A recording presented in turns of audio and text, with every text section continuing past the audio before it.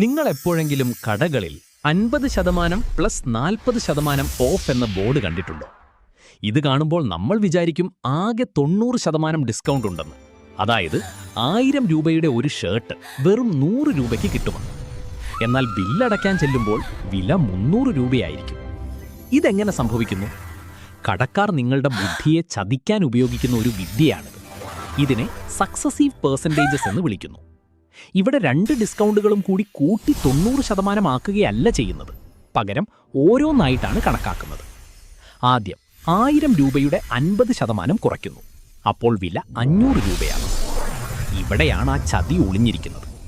അടുത്തതായി പറയുന്ന 40% ഡിസ്കൗണ്ട് കണക്കാക്കുന്നത് ഒറിജിനൽ വിലയായ 1000 രൂപയിലല്ല, മറിച്ച് കുറഞ്ഞ വിലയായ ആ 500 രൂപയിലാണ്. 500 രൂപയുടെ 40% എന്നാൽ 200 രൂപയാണ്.